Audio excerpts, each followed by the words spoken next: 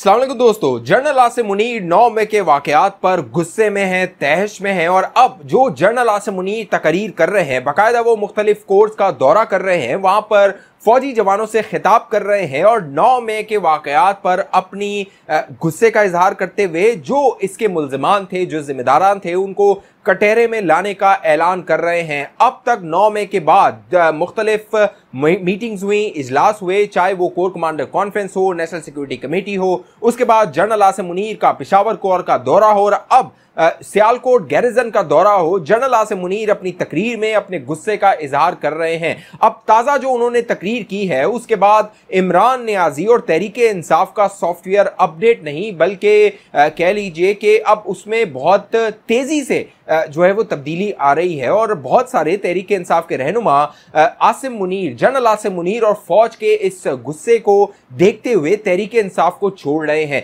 इससे कबल core commander conference हुई थी, उससे बाद जो एलामिया जारी किया गया था उसमें बाकायदा तहरीके इंसाफ को नाम लिए बगैर वाजे कर दिया था कि अब ऐसी कोई हरकत बर्दाश्त नहीं की जाएगी। उसके बाद नेशनल सिक्योरिटी कमेटी हुई, बाकायदा उसके बाद जो एलामिया जारी किया गया उसमें भी जो कोर कमांडर कॉन्फ्रेंस में फैसले हुए थे उसकी तौसीक की गई। बाकायदा जो 9 मई के मुल्जिमान थे उनका आर्मी अदालतों में, आर्मी कोर्ट्स में उनके ट्रायल की मंजूरी दी गई और जो सीक्रेट एक्ट है, ऑफिशियल सीक्रेट एक्ट, उसका इतलाक किया जाएगा इन तमाम मुल्जिमान में। अब मामला ये हुआ है, ताज़ा जो general Asim Munir army chief ने जो सियालकोट गैरिजन है उसका दौरा किया है, इस दौरे के दौरान जो उन्होंने तकरीर की है दोस्तों, इस तकरीर के बाद इमरान नियाजी को सोशल मीडिया पे आना पड़ा, यूट्यूब पे आना पड़ा और तकरीर करके वजाहत देनी पड़ी। यानी इतनी सख्त तकरीर थी कि इमरान नियाजी को भी हिला कर रख दिया। अब जो कुछ तहरीके इंसाफ के साथ एक कयामत बर्पा होने वाली है। दोस्तों मामला ये हुआ, जनरल आसिम मुनीर पहुंचे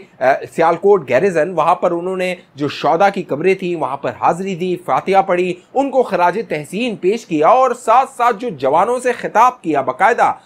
कोयटा गैरिजन के जवानों से जो जनरल आसिम मुनीर ने खिताब किया उसमें उन्होंने कहा 9 तारीख के जो मुल्जिमान हैं, जो जिम्मेदारान हैं, उनको कटहरे में लाया जाएगा। जो शौदा है उनकी कब्रों की, उनकी हुर्मत की बेहुरमती करने की इजाजत नहीं दी जाएगी। साथ साथ जनरल आसिम मुनीर ने कहा जो 9 मई का दिन था वो तारीख दिन था और अब जिसने इस तरह की हरकत की, इस हरकत को बर्दाश्त नहीं किया जाएगा। साथ साथ जो जनरल आसिम मुनीर अपनी तकरीरों में एक बात जो बार बार कह रहे हैं दोस्तों, वो इंतहाई अहम है और उस बात से ही तहरीके इंसाफ हिल गई है। जनरल आसिम मुनीर अपनी तकरीर में कह रहे हैं कि जो इस सारे मामले के मंसूबा साज हैं, जो जिम्मेदारान हैं, जिन्होंने कारकुनान को उकसाया, उन्हें इश्तियाल दिलाया और उन्हें मजबूर किया कि वो जाकर जो मिलिट्री तंसीबात हैं, फौज की तंसीबात हैं, चाहे वो कोर कमांडर लाहौर का घर हो, जिना हाउस हो, चाहे वो जो है वो ISI का दफ्तर हो फैसलाबाद में, चाहे वो दीगर मकामात पर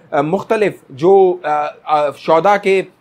मोनूमेंट्स थे वो हो, उनकी जो बेहुरमती की गई। अब जनरल आसिम मुनीर ये कह रहे हैं कि जो इसके मंसूबा साज थे उन्हें कटहरे में लाया जाएगा, उन जिम्मेदारान को पकड़ा जाएगा। क्योंकि पहले भी मैं वीडियोस में आपको बता चुका हूं कि जो इंटेलिजेंस हुक्काम है वहां से जो जरा इंफॉर्मेशन दे रहे हैं कि एक एक चीज, एक एक सबूत जो है वो एजेंसीज के पास आ गए हैं कि इस सारे मंसूबे को कैसे बनाया गया था और इमरान खान ने क्या अहकामात दिए थे। एक बात जो आप बार बार सुनते थे, जब इमरान खान को गिरफ्तार करने के हवाले से कोई भी खबर सामने आती थी तो एक हैशटैग सोशल मीडिया पे चलना शुरू हो जाता था कि जमान पार्क पहुंचो, इमरान खान हमारी रेड लाइन है। उस सारे के पीछे एक पूरी मंसूबाबंदी थी कि इमरान खान ने अपनी एक टाइगर फोर्स बनाते हुए उन्हें अहकामात जारी कर दिए थे कि अगर उन्हें गिरफ्तार किया जाता है तो वो कौन कौन से मकामात होंगे जिनको जाके टारगेट करना है। और इसीलिए जो मुराद सईद है उसका एक लीक ऑडियो मैसेज सामने आया जिसमें वो कह रहा था अपने कारकुनान को,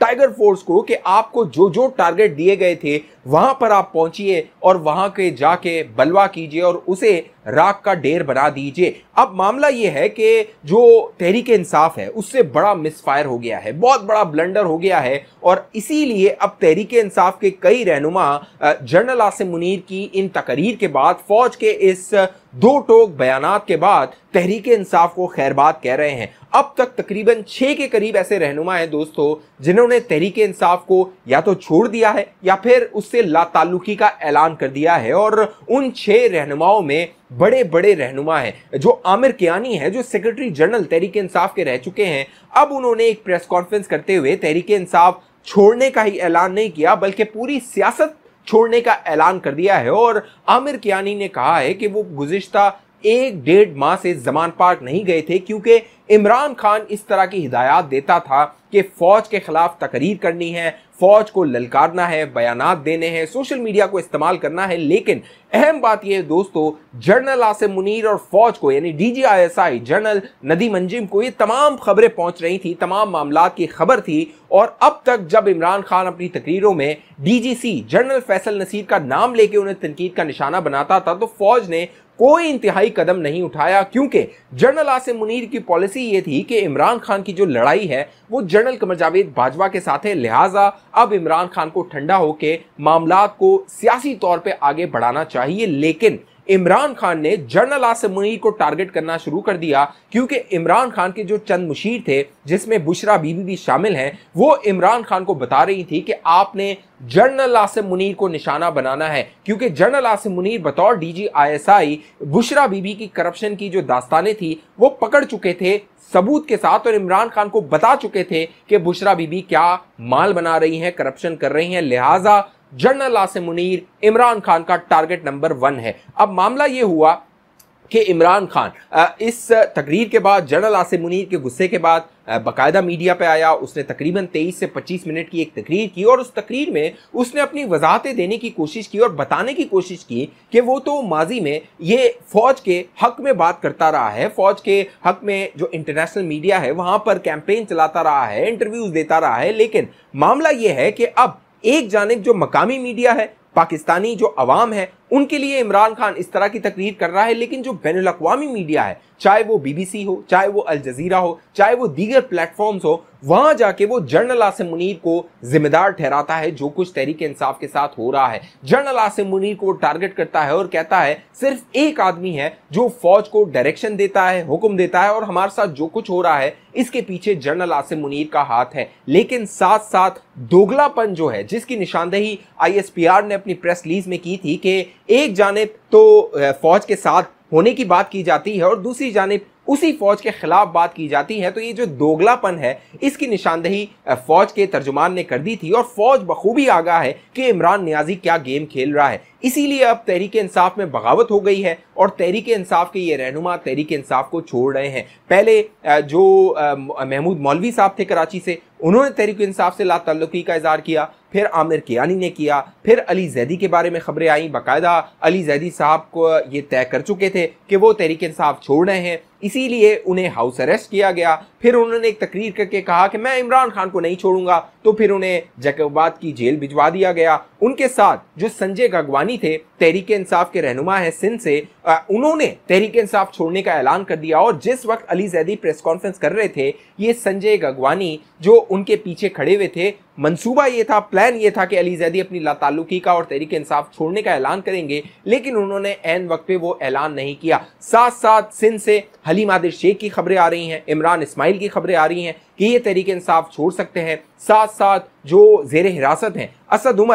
उमर के बारे में ये कहा जा रहा है कि उन्होंने भी फैसला कर लिया है कि वो सियासत को खैरबाद कह देंगे। साथ साथ जो शाह महमूद कुरैशी हैं, उनके बारे में बताया जा रहा है न सिर्फ उनका सॉफ्टवेयर अपडेट कर दिया गया है बल्कि उनका हार्डवेयर अपडेट कर दिया गया है। और आने वाले दिनों में जब शाह महमूद कुरैशी बाहर आएंगे तो आप देखेंगे वो ऐलान लाताल्लुकी कर देंगे इमरान खान से। साथ साथ जो परवेज खटक आपको कहीं नजर नहीं आ रहे, ना वो गिरफ्तार हुए हैं, ना उन्हें हिरासत में लिया गया है। परवेज खटक भी कोई बड़ा ऐलान कर सकते हैं और असद कैसर भी कोई बड़ा ऐलान करके इमरान खान को हैरान और परेशान कर सकते हैं। तो तहरीक इंसाफ के अंदर बड़ी बगावत हो चुकी है और आने वाले दिनों में दोस्तों जहांगीर तरीन का जो किरदार है वो आप देखेंगे बाहर आएगा, खुल के आएगा। और कई तहरीक इंसाफ के रहनुमा मुमकिन है कि जहांगीर तरीन के साथ जा मिले और एक नया ग्रुप मंजर-ए-आम पर आए अगले इंतखाबात से पहले। अब इंतखाबात के लिए जो माहौल बनाया था वो चीफ जस्टिस उमरता बंदयाल ने बनाया था,